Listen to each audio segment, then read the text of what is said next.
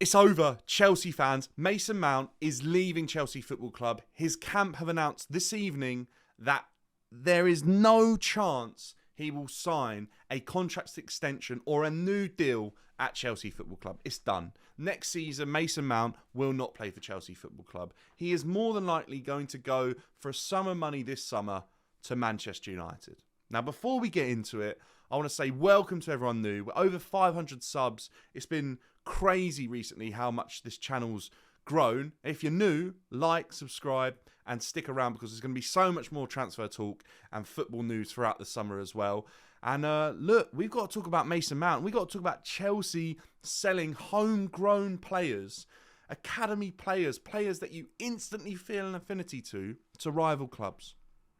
Because look, if we're selling Havertz and we're selling some of these other players who haven't quite been it, haven't quite been good enough, or in the past, players like David Luiz, Willian, you can kind of almost accept it when they go to some of these rival clubs. But there's one club I never want a player to go to, and it's Manchester United. Something doesn't sit right with me when it's a homegrown player going to Manchester United. That one I find tough to take, and I think most fans in England probably think the same. But as a Chelsea fan, that's the one that I don't want to see a player go to, especially a player from Cobham. And what it is I don't know if every club has this, but I know as a Chelsea fan that when a player comes through the academy and gets to the heights that Mason Mount did by scoring or assisting, in the Champions League final, the goal that won us it, you automatically get this emotional attachment to a player. And I know people say don't fall in love with these players, don't get emotional attachments, but how can you not?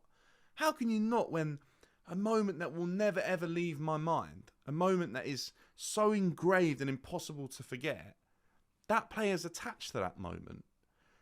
So I'll always have that. And when they leave and they throw it back in your face like Mason Mount's doing right now, it just sickens me a bit. And I was there last day of the season. I watched these players say goodbye.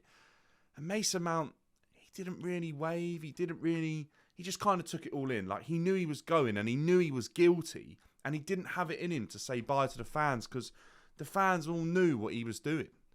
And the worst thing is that throughout the time that he's not been signing the contract or an extension, the clubs he's been linked with have been Liverpool, Manchester United. And that is awful for me as a Chelsea fan to see that happening. One of our own from Cobham is going to do that. He's going to throw it in our face and join the worst of the worst. And it's a difficult one to take, Mason Mount doing that. It really, really is. I'm worried that Chelsea are kind of allowing a lot of players to leave to rival clubs in the Premier League. I am slightly concerned, but I believe that it's actually beneficial because I don't think that Mason Mount has been good enough the last year and a half. I think it's kind of similar to a couple of other players that we're letting go. Quite simply, if he hadn't been good enough, we wouldn't be sat in 12th. If Mason Mount had been able to put a string of good performances together and avoid injury, then we might have been all right and we might have been higher up the table than what we were. But look, it's not all Mason Mount's fault, but he's definitely one of the biggest drops in levels of performance in the last 18 months. And that one probably helps me to soften the blow a little bit. The fact that he's not been as good as we know he has been previously. And I just find it difficult to see him moving on to a team like Manchester United. But I want to know what you think. Do you think that it's good that Chelsea is sending players to teams in and around England?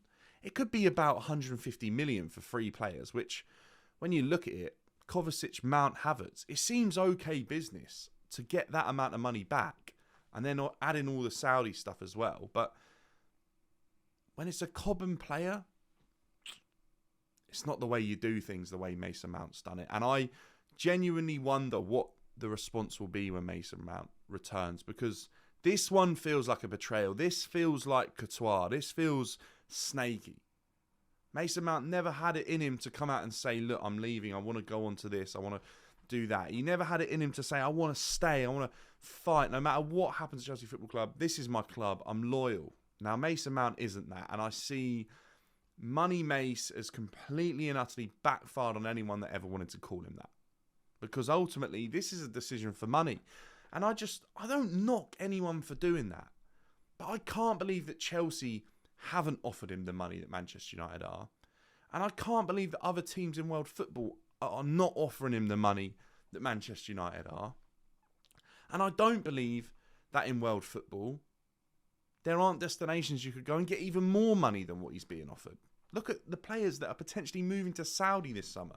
And I know that's not for everyone, and it's kind of being viewed as almost an early retirement or a not having the will to go on and want to win stuff. But Mason Mount's joining Manchester United. And that's what I find difficult to take with all the possible options that he'd have. Why choose them? Why choose an absolute rival to Chelsea Football Club, a team that we haven't been able to beat for goodness knows how long now? Feels like forever. And I know Todd Bowley doesn't really get it, and the higher up people on the board probably don't get it either. They just see the money and they think, right, good, we're balancing the books. And I don't mind the fact that we're letting Mason Mount go. It's where he's going and the manner that it's been done in is the problem I have. It's a tough one to take, and I just wanted to make a really quick video on it because I don't like things panning out like this at Chelsea. I like if players come back and we can wish them well and appreciate why they moved on. But this one, I don't get, and it doesn't sit well with me. And Mason Mount's memory in my mind is completely and utterly stained. I've seen far greater players leave Chelsea Football Club and they've hurt.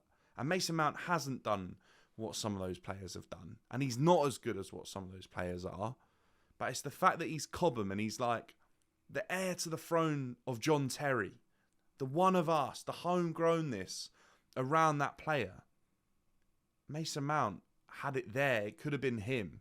The love at Stamford Bridge for him was incredible. He had a banner when so many other players, far greater, better players, never got the banner. It's a difficult one for me to see how this is turning out. But ultimately, it's clear for us, as clear as day, that Reece James is the absolute example and the way to go at this moment in time as a young youth player coming through from Chelsea. Because it's so obvious how much the fans will love a player that we can celebrate the success of stepping up through Cobham and then through the first team to a starter and a potential captain one day. Chelsea fans want that more than anything because of the joy that John Terry brought us. We don't want to see it thrown back in our faces, and ultimately that's what Mason Mount's done. And I know this is a little bit of a rant, and it's a quick one, but I just had to get it out there because it just doesn't sit right with me. And look, Mason Mount's gone. That's what it is. End of. Hopefully, better news to follow. It frees up a space in the team. Obviously, he wasn't going to get much game time with the arrival of Nkunku and some of the other players we spent a lot of money on. But look, let's see what happens. But that's it for Mason Mount.